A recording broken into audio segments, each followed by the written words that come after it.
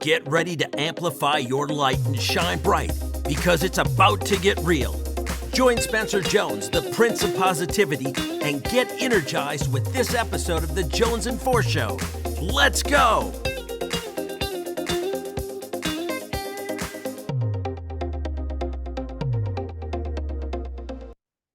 Hey Energizer, it is I, your host, Spencer Jones, the Prince of Positivity, bringing you this episode of the Jonesin For Show. But it's not just me. Nope, not me, right? Because you get to hear my voice often enough. We get to have an amazing guest join us today, and I'm really, really excited for you to meet him. I've gotten to know him just over the past couple of months, so he's a new friend, a new brother, and I just love his energy, love what he is about, and couldn't wait to share his light, his energy with all of you in season 2 of the Jonesin For Show. We got to know each other through the Unleash You Now Mastermind family, and realized he was stalking some of the stuff that I've been doing and posting and all that good stuff, not knowing I was doing the same thing to him. So it's so cool that we got to see each other and finally get to meet, and the like energies combine. So without further ado, please help me welcome the awesome guest Rob Z to the show. Rob, thank you for being here. Oh, you kidding me, Spencer? Thank you so much. I appreciate you having me on. Love your energy, dude. So it's really cool to be here. Thank you. Well, thank you. It's so cool. I love your energy and everything you're about. Now, I've gotten to know you a little bit over the last 2-3 months. Since we started really becoming friends and chatting more and more, but the audience doesn't know you. So talk to them about you. Like, what's your history? What's your story? And what brought you to this point? Well, right now, so I'm an executive personal development coach. I do coaching for individuals and for businesses. And it brought me to this point throughout my life, right? So I was in broadcasting for a long time, 20 years in radio broadcasting. That's where since I was 15 years old, actually, I was in radio. So a large portion of my life was spent in broadcasting. I realized at some point during that ride that I needed to do more with my life. I needed to create something on my own. So I had built a social media following through my radio platform. I learned digital marketing for companies. So back in 2017, I jumped out of broadcasting, went into digital marketing, did that for 5 years. It was fun, but also I felt I was not serving my purpose, right? So I started to really think about, I never thought about my purpose before that, or my vision for my life before that. But as I realized that I wasn't doing broadcasting anymore, and I was just staring at a computer screen all day long, running ads for people, I was like, I need to be around people. I need to be engaging with people. I need to be building relationships. That's what gives me energy. That's what energizes me, right? And I was going through some tough stuff in my life, right? I went through a separate 2-year separation, then divorce last year. And that part of my life was changing in a very drastic way.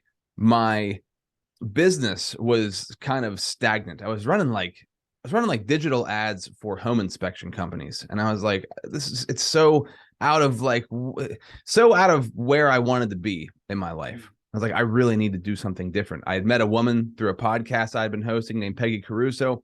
Peggy had been a coach for 20 years, right? And she said, Rob, if you ever want to try coaching, I think you'd be great at it. Get a hold of me if you ever want to do it. So I'm in it was August of 2021. So like this turning point in my life of like, I can't do what I'm doing anymore. So I called Peggy. Her name popped in my head. I was praying one day and her name popped in my head. I'm like, I haven't thought of that name in a year since I interviewed her. Called her up. I said, let's do the coaching. She walked me through the process, trained me for 7 months. We did a year program in 7 months because I was so gung-ho to get into this thing, man. But that's kind of like the journey of getting me to where I am at now. A big catalyst for that also is my son. So I have an 8.5-year-old. And when I had him, I realized that I couldn't be the person that I was at that point in time when he was born, because I didn't want him to see me as that version of myself. I knew I had to become a better version of myself. So that really was the catalyst, which a lot of people talk about that with their kids. That was a huge catalyst for me in changing my life, being a leader in my own life and pushing me in a brand new direction. Because I think we're created to create. We're created to grow. We're not supposed to stay the same. We're not supposed to be stagnant. We're supposed to grow and change. And that's, in a nutshell, the story. I love it. And I 100% agree, right? We're not supposed to be stagnant and just be the same and be consistent and stay within the realms of our comfort zone. Our friend Michael Faber always says, like, when you're stagnant, you end up dying, right? Because stagnant just stays there. If you think of stagnant water, right? It starts smelling, starts getting bacteria and all gross. Well, same thing for us. If we start stagnant, we're not moving forward. Well, then we start going backwards, as a matter of fact. And then we slowly start dying. So we always want to continue to move forward. And I love the fact that your son is one of the catalysts for you, that he's a motivator. And it is, as you said, for many people, because, well, now all of a sudden you're in charge of this other human life, right? This other human being, and you want their life to be the best that it can be, and for you to be the best you can be for them. And you realize, that wasn't me. I wasn't at my best for him, or I couldn't be what I wanted for him. Maybe you're at your best at that point in time, right? But then you're like, okay, I want to change this. So then you started taking the action steps. You started doing the things you needed to do to change. And that is huge and inspirational, whether you realize it or not. Just you taking that lead and changing, that inspired so many people around you, whether they told you or not. That inspired them to be like, oh crap, look at Rob, he's taken advantage of his life. Some people might call you crazy or like, what are you doing? But I imagine deep down they're going, that's pretty badass what he's doing. Oh, can I add something to that? Please do. What you just said was really very true. And so this just happened to me last month. A guy that when I just started in radio, when I was like 16, he was kind of like my mentor. His name's Doug, right? And Doug and I, from like 16 to like 21 or 22, I saw him all the time. And I'm 39 now, right? So I haven't really hung around Doug in well over a decade. And we ran into each other at a grocery store. He's now he runs an insurance company, or I'm sorry, a real estate company. And he said, hey, I've been seeing what you're doing. I'd like you to come speak at this event. We're getting all these realtors together and property managers and things like that together. And I'd like to have you come and just speak about whatever you want to talk about. I decided to talk about the growth mindset at the event, but it was amazing, man. I go and I give my presentation. Afterwards, he comes up and puts his arm around me in front of everybody.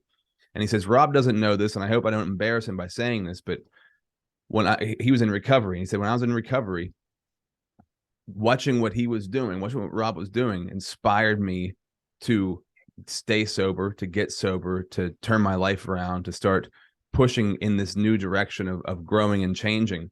And we hadn't even talked, right? He was just watching me from afar, because I think he was like in Texas at the time when all this was happening. But he came up and told me that, and I had no idea. And I was just floored, because when I was 16, 17, I looked up to him, right? And I was like, because he was already kind of where I wanted to be in broadcasting. And he told me that, and I was like, wow, man. It was so, I can't even really necessarily express how impactful it was to me, because it just reminded me once again, you never know who's watching. Because sometimes you feel like you're doing stuff and it's not making a difference because you don't feel like you're where you want to be yet, right? It's kind of like in your own head, but you have no idea the difference you're making in people's lives. When he told me that, I was floored, man. I was so moved by it, because I thought, I would never think that Doug's out there watching me, what I'm doing. Like, how crazy is that? It just really hit me so hard. That just happened, about a month ago. And the other thing I wanted to say too, when I had my son, his name's Max, by the way, it wasn't even like I wanted to get better. I had to. It's almost like I didn't have a choice, like a switch turned on that I couldn't shut off. And and I think this is what drives a lot of people who are not living up to their potential in life. They have to numb out the noise in their head. I'm curious to see what you think about this, because I couldn't turn the noise off in my head of like, you need to get better. Not better like I need to make more money, but you need to be a better person. You need to learn how to be a better person. You need to learn how to grow spiritually. You need to learn how to be a better leader. You need to learn how to serve people more, care about others more than you care about yourself. It's like I could not turn this switch off. So it's not even like I wanted to do it. I had to. And if I was not going to, then I'd have to drown out that noise with drugs or mindless, video games or something. I'd have to have something to shut that noise off. What are your thoughts on that? Well, I appreciate you asking. I love that story. You never know who you're going to inspire, right? At any age. I'm sure you've had a couple stories like that of people who are going, whoa, you're watching me and doing what I'm doing. I know I've been blessed to have that in my life. And so keep doing what you're doing, right? Keep pursuing your passions, your purpose, and we might dive into that even more later on. But to touch on what you said and what you asked, about that noise inside our head, either that inner bully or beating you up, as Sean Douglas likes to say, or that inner critic just going after you, and just the voices that we hear within our head trying to say, well, who are you? You should be better. Why are you doing this? And all those different things, or that pull to do something else. So many people drown it out, right? I'm not 100% sure, but I would assume that's one of the probably leading causes for people with addictions, whether it's drugs, alcohol, sex, whatever it is. It's to fill that void they feel inside and to shut that voice up, because that voice is freaking annoying. I had that voice for years, and that voice wasn't necessarily so much to be better, to grow and do better in that sense. It was that I'm worthless, that I'm weak, that I have that void inside, emptiness, and well, let's try to fill it, right? And so I tried doing things to fill that void. But I know people, and myself included, who try to hush that voice, try to drown it out by doing this, that, the other thing. And then once I learned, and I surrounded myself with, oh my gosh, look at all these people who are doing better, even like, especially when I first started. And so for the Energizers here listening, a lot of them are leaders and being better. They feel that call, that voice saying, well, let's shine brighter, let's be better, let's get improved. I'm seeing all these amazing people. How do I do that? But then they get caught up because they're afraid of, well, what if I fail? What if I don't do that? How can I live up to that person's standards? Like you looking up to your mentor, going, well, oh my gosh, look at him. How can I do that? Right? I'm not worthy, kind of idea. So I think a lot of us. Was that a Wayne's World reference? It might have been. Okay, it just might have been for you. But Milwaukee. So anyway, that's just what I'm thinking, is that we can't, or we struggle to get over that belief in ourselves, to be like, who are we and where do we even start? And so that's why they're listening here, is to hopefully give them that start, give them that momentum, and keep them going. And as that reminder to hush that voice inside their head and say, no, you are worthy, you are able to do it. Let's go after that and have you shine bright. Yeah, man. And it's interesting, right? Because that voice, there's two. I had the voice of like wanting me to do better, right? And there's a positive end of that, and there's a negative end. There's the end that's like beating you up, telling you you're not worth it while you're trying to get better. And the other voice, it's like, don't stop doing it. Don't stop this path that you're on, because it's the right path, and it's super painful. And you feel this. My mentor, Ray, always talks about this, right? The resistance is so heavy until you reach that breakthrough. Then that resistance, which is up in front of you, holding you back, comes around behind you and starts to propel you and gives you momentum. And it's interesting to think about it, because I think you're always going to feel some resistance, like of a challenge that's up in front of you, right? The next thing for you to do. But I can also feel the momentum. And it's really fascinating when you think about it like that, because like that, those voices that are like telling you you're not worth it, when you flip them and you are worth it. And the best way to do that is to keep the promises to yourself. Like I promised myself I was going to do this. So that's where the self-esteem comes from, right? You have internal promises you make to yourself. When you break those promises, then you really start to hate yourself, and you would not want to have a relationship with you, but you've got to deal with you in your own head. Right. So keep those promises to yourself, just like you would for a friend. You'd want to keep promises to them. And if you didn't, you probably wouldn't be friends anymore. If you do, then you become better friends. But that's with yourself all the time. Well, 100%. And I love the analogy of, okay, the resistance is in front of you. And once you break through, it crumbles around you, but then comes behind you and propels you forward, helps you going. And I feel that too, through the breakthroughs we've had, the struggles we've had are now propelling me to continue going forward and accelerating the growth, which is really exciting. But I always feel that resistance, as long as we are trying to grow and become wiser or get to the next level, whatever that is, we're always going to feel that resistance, because you're always learning and growing. And there's always some resistance, which is cool, because then that breaks apart and can always help fuel you. But I also know from personal experience on that adventure, on the journey, that okay, it might crumble and go behind me and it's propelling me forward, but dang, sometimes I don't feel it. Sometimes it seems like it's silent, that it's not there, or I'm just tired and exhausted from it. How do you suggest we we be not be okay with it, but get reunited with that and propel ourselves to lean into that voice that says, no, keep going when our other voices are screaming at us to stop? How do we lean into that? I often think for myself, what other option do I have? That's one of the main things. I'm like, I should quit and get a job. I'm like, what the heck would I go do? First of all, I don't even know how to stop this roller coaster. Like, what else would I do? I mean, I love doing what I'm doing, and it just keeps, as the more challenging it gets, the better it gets, the more people I get connected to. So for me, that's one of the main things, is like, the alternatives would be so defeating and soul sucking. I could not go do them. Right. So that's one of the things I often think of when I feel like that resistance is too much.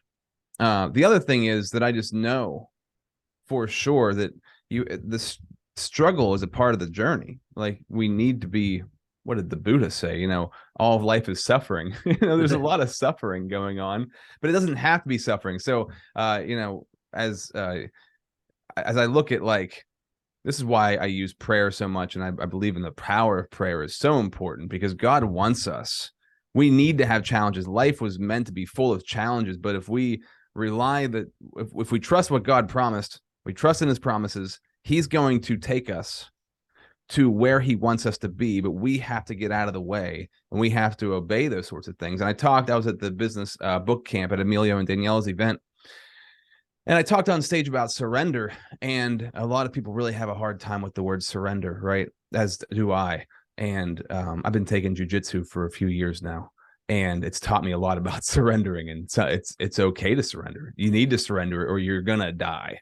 So you need to surrender. And I take that very literally and metaphorically. Like, you have to learn to surrender these things over. It's out of my control. I need to get out of the way. So when you're feeling that resistance, or whenever you're feeling that resistance really hard and it's feeling like it's overwhelming, what would it look like to surrender it over? Because what you probably notice this too. What I notice is the things that I feel are such heavy resistance, they're temporary, number one. And the more energy I give them, the bigger and harder they get. If I don't give them any energy, there's no more resistance. They actually turn around and they start to help me. So all these fears, and I have to tell myself, this is easy to say, hard to do, right? But telling myself, man, these things are, they're resisting me so hard because I'm resisting them. I'm pushing so hard against them. I need to have more grace in the situation. How do I surrender this thing over? How do I surrender this stuff that's going on in my life?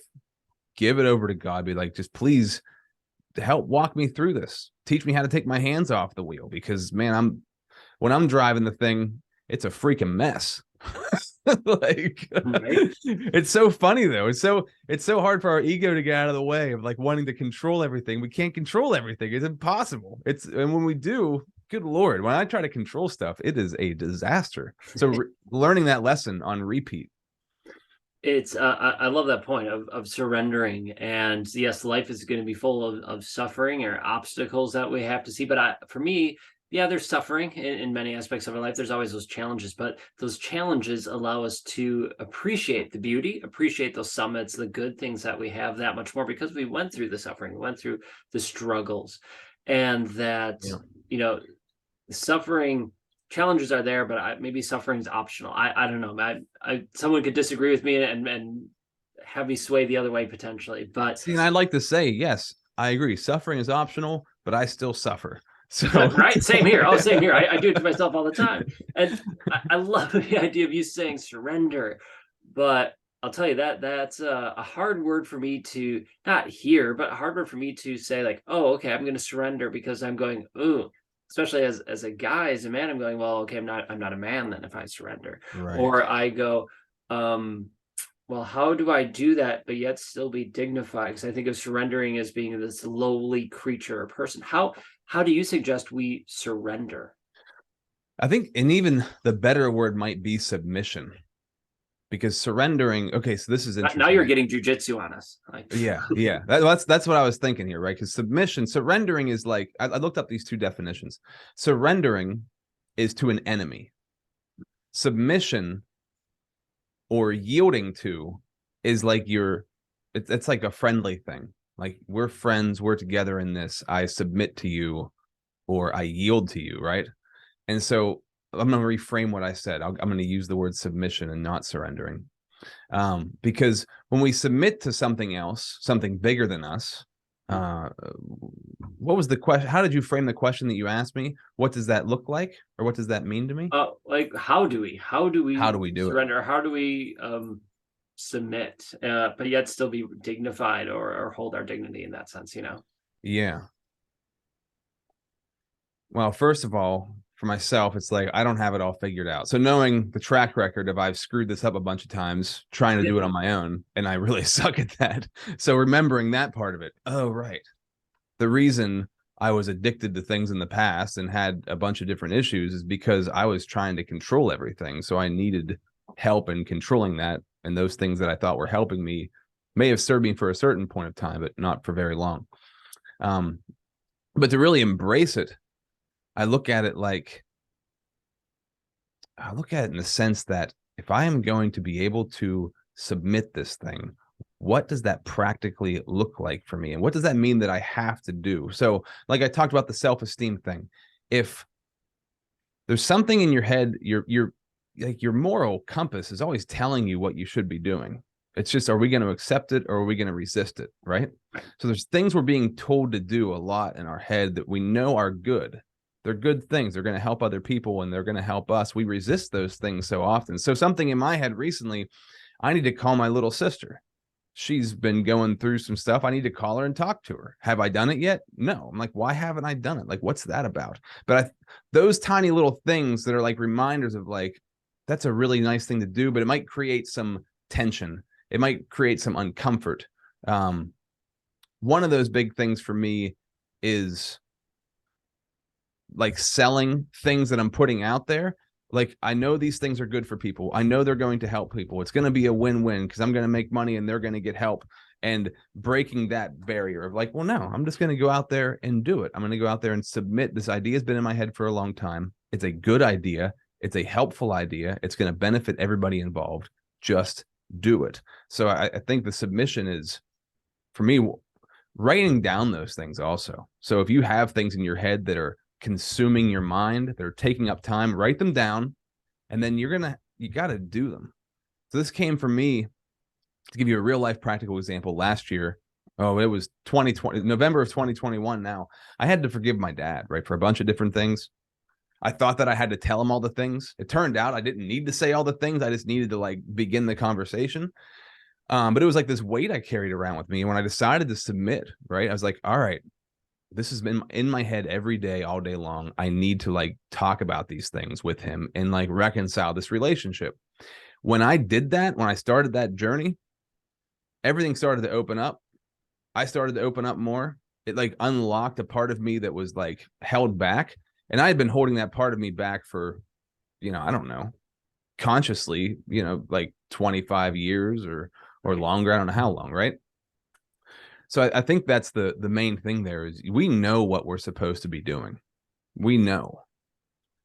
We have to submit to it and take the steps to do those things. I think that answered your question. Yeah, no, it definitely does, and I totally agree. And there's a couple of components to all of this, and just I want to pull out some different things that you said. One is that now it's like I had it and it disappeared. But one is to trust those things in our life, right? The where we're going, what our mission is, what our purpose is, and trust that, okay, we're going to do this, and we know it's going to be beneficial to everyone. We know it's going to support. Let's just trust ourselves and go for it. Just take that leap of faith, right? And to go for it. And the story with your dad made me think of stories in my life with my relatives and parents and people in my life where I held that weight into so much, right? I held it so close that it wasn't me protecting them or myself. It was me holding back myself from everybody else because it was like holding that door shut. So once I finally let it go and I released it, then, by forgiving them, whether it was in person, whether it was just in my heart, or I write things down. So I'll write it down with things, forgiving myself. Oh my God, I forgive myself. That's a huge weight. I write that stuff down. I forgive me for this, or I forgive that person for this. And then for me, I love burning the stuff. So then I'll burn that letter and let it go up. And as it burns, I let it melt away from my heart. And it's incredible what that does for a person, is to surrender, to trust, to it makes me think of Brian Bogert, my good friend. His saying is trust, surrender, breathe. And it's that same thing: trust, surrender, submit to it, like it's going to be okay, right? Trust that it's going to work out, and breathe through it, because you're going to be okay, and they're going to expand your light when you do that. Yeah, and you show up differently once you do it, right? So you sort of show up differently to everything in your life. For me, the hardest thing to surrender and submit has been the things to myself, because a lot of times they're hard to identify, because you have to get very self-aware of like what is going on here within me. And you have to deal with them every day, right? So those are the ones that have been the biggest challenge for me. But I find that as I submit and surrender to other people in my life, and those other things that are external outside of me personally, that's easier for me to let go of that stuff with myself. But it's so interesting when you start to show up differently, people show up differently. So this whole situation with my dad, right? I used to show up guarded and like protective, and like it was a mix of like pride and shame, and just a bunch of different negative things thrown in there. And now that I show up with from a place of like love, that's how he shows up too. So that's how people start to show up, and you start to let go of things a lot easier. And I'd love to talk about it, right? Because talking about it now, it sounds so easy. But I mean, it's been like a year. Right. Talk to me 2 years ago, I wouldn't have been talking about this at all, because it was like under the rug. I didn't want to talk about it because I couldn't admit it to myself, right? So I think part of the thing I like to share is I can talk about this stuff now because I went through and I did it, and I'm like, oh my gosh, on the other side, it is powerful. But I know for everybody, that journey's different. That journey looks different for everyone. The timetable is different for everyone. The way you have to do it is different for everyone. But just to tell the testimonial that on the other side, it is so freeing, and you can show up. I wouldn't have been able to talk the way I'm talking to you right now 2 years ago, because I'd be holding stuff back because I was afraid to like admit it or seem weak or admit it to myself, right? I was afraid to like admit these things to myself. And I can just see that it unlocks such a important part of yourself, of your heart, right? It starts to soften your heart and unlock your heart from like this. You've had it like in this fortress of protection your whole life, and you got to like let that thing out and let it do what it's supposed to be doing. Exactly. Hey, are you ready to crush it, to go after your dreams and goals and live your life to the max? Well, of course you are. That's why you're here listening or watching to the Jonesin For Show, and I appreciate that. Thank you so much. But sometimes we still get stuck, right? These podcasts, this show is great, but that's not everything sometimes. Sometimes we need a little more. And you know what? I get that. What helps me and what has helped me and continues is a community.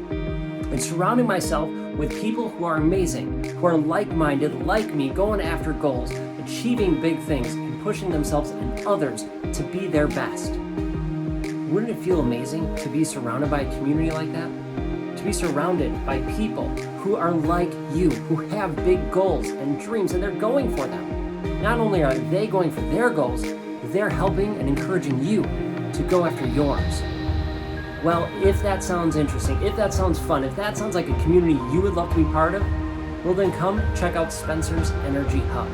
That's right, I have our membership community, well I should say we have a membership community that's here for you. I say we because we are the Energizers, just like you. We energize each other to be our best. We have monthly rock star interviews, right, where we interview masters in their field. We have weekly trainings. We meditate every week as a community, and you can hop in and join us. You get special access to me along with an incredible community of people. So if you are ready to level up, if you are ready to be a rock star and crush your goals while being surrounded by an incredible and amazing community, check out Spencer's Energy Hub. All you have to do is go to spencersenergyhub.com and check it out. Or if you want, just head over to my website, www.spencermjones.com, and check out the hub. We would love to have you inside. All right, back to your show. What's we doing? Exactly. Yeah, I've experienced the same thing. When you finally unlock it and you let it go and you take the skeletons out of the closet and you face them and deal with them, when you take the dust out from under the rug and you start to pick through it and figure it out, it's such a huge weight off your shoulders and your heart, and you show up differently. And as you said, you showed up differently for your relationship with your dad. He showed up differently. And I'll bet you beforehand, when you went there guarded and filled with shame and that you felt disconnected from him, you felt disconnected from him because you perceived he wasn't giving you the chance to connect and have that, right? You're portraying your feelings, your emotions onto him. It was all his fault. The whole thing was his fault, not right, me. Always. It's always his fault. And they might have done wrong. They might have, whoever that thing or person is, sure, they might have done wrong before, but you have to forgive them and forgive yourself for holding on to that and all those different things and your part in whatever it is. And once you dissolve that, then you show up differently. There's been so many times in my life when, one in particular, a huge moment when I finally let it go and I started to love me for me and forgive myself. I showed up differently. My light shined differently. And then all of a sudden the right people around me started to show up. Kind of like random, like seemingly randomly, right? On social media and personal and real life, and it made such a huge difference. And now, as I continue this journey, because it's not just like, oh, cool, you do it once, you're done. No, you have all these little discoveries. I'm like, oh crap, I was holding that. Oh, I didn't realize that. Oh my God, there's this one. Oh, there's this. And sometimes they're easier than others.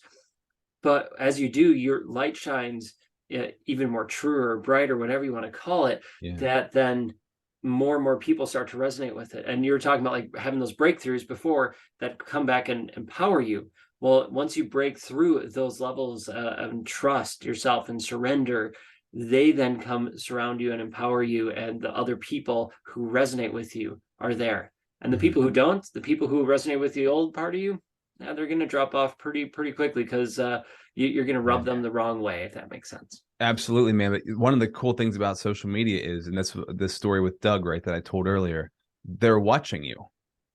So like you're making an impact whether you know it or not, right? And that's why people hate social media, and it's a hate-love relationship. But the more that I learn to embrace it, like it's an extension of myself, and you show your true self on social media. You also show your fake self a lot, right?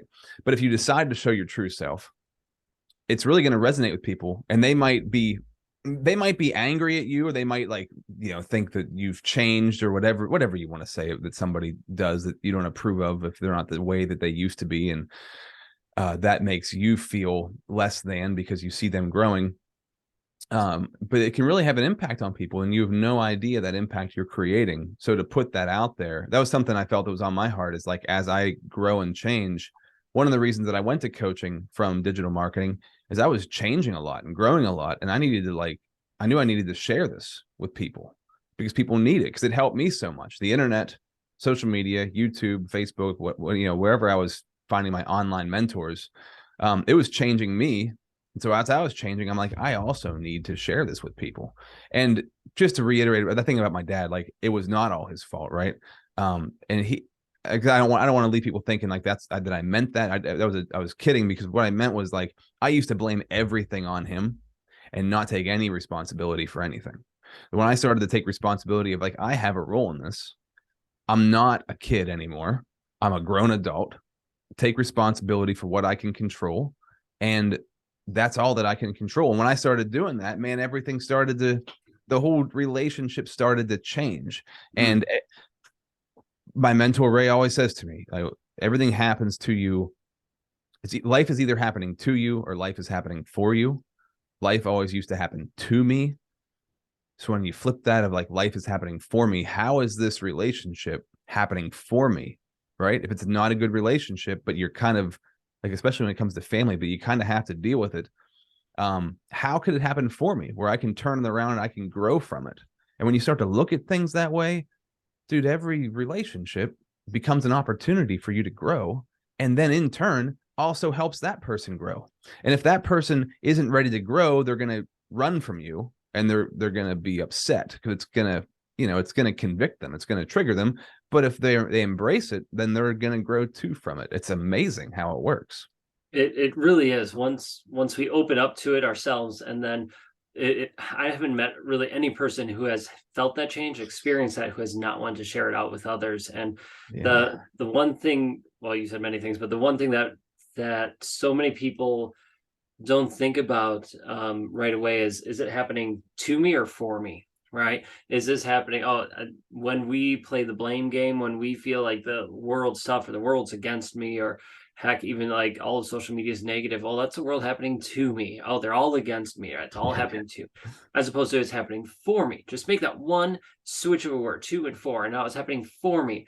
Then your mind starts. It's a question of that world's happening for me. Okay, what does that mean? What does that look like? So your mind starts filling in the blank. Well, this is happening. Well, this is a growth moment. Oh, here's a lesson. Oh, this is cool. Now you've made this connection. Now you lost this person who was holding you back, or whatever. It starts filling in the gap and looking for the positives in that situation. When you switch it from it's happening to, I have no control, to for, now I have ownership in it. I have those things. My friend Zach Knight, in his book that he just released, see if I get the name right. It's not in front of me. It's like Legacy, the Journey of Self-Love, or the Mastery of Self-Love, or something along those lines.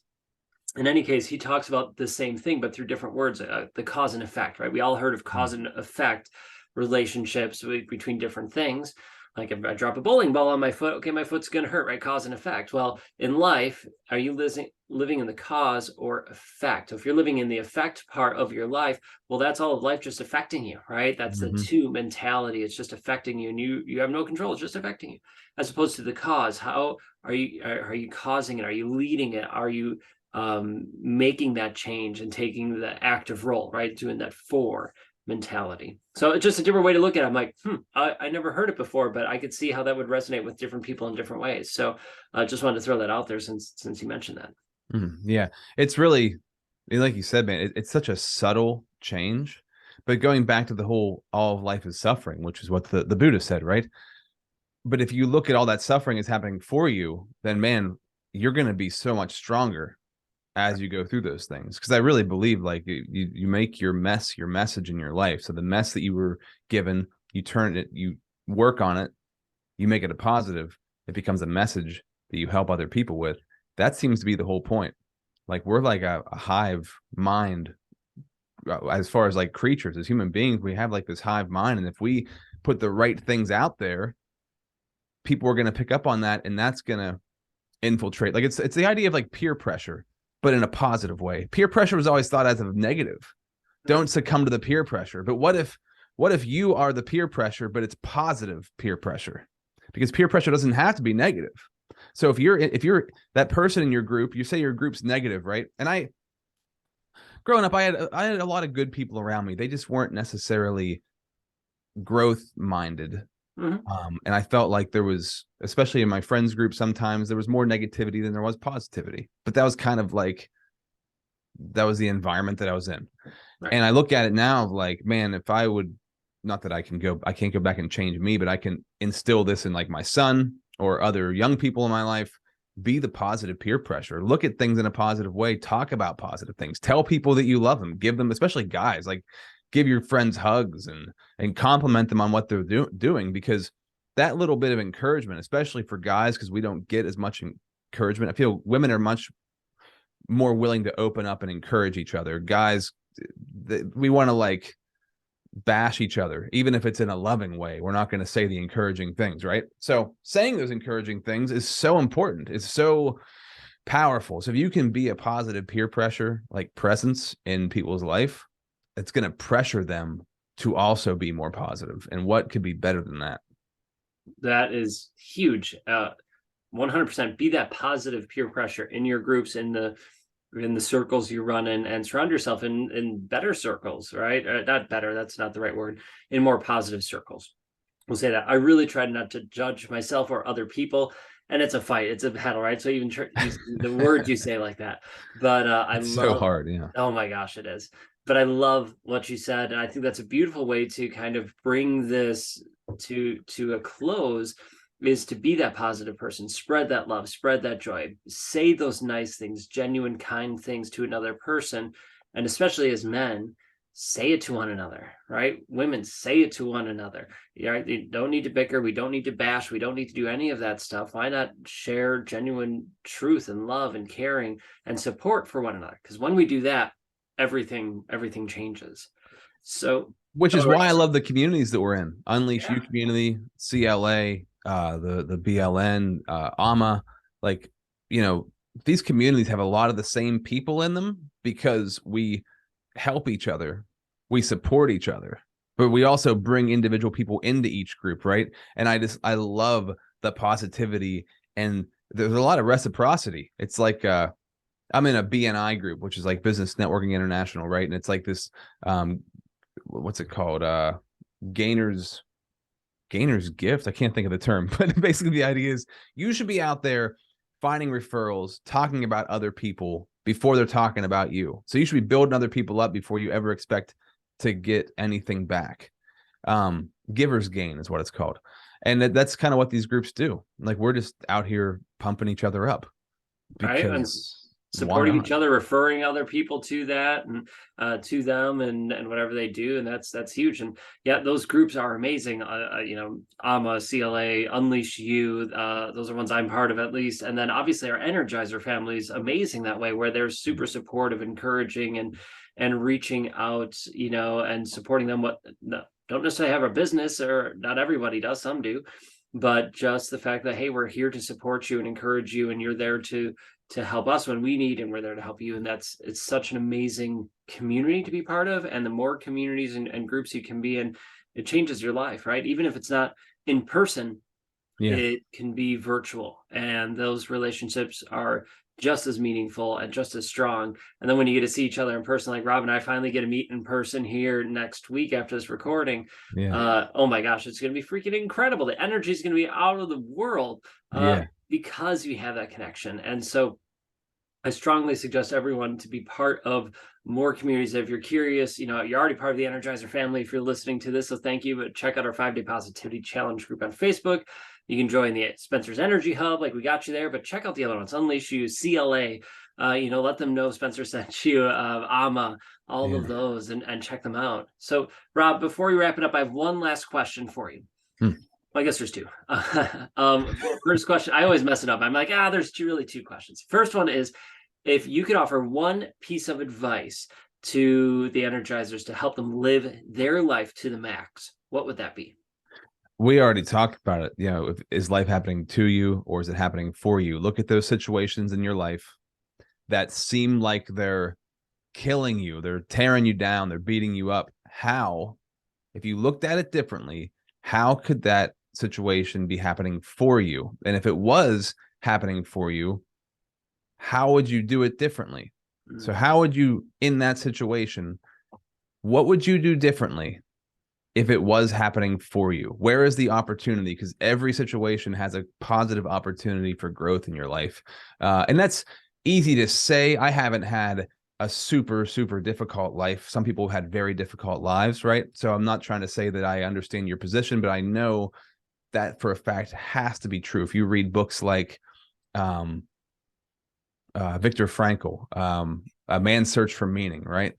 The guy was in the Holocaust. He was in Auschwitz, and he survived, and he created a whole field of psychology out of his experience in Auschwitz. Like, that experience is terrible, which is one of the worst experiences you could possibly think of for a human being on earth, happened for him, not to him. It can happen for you too.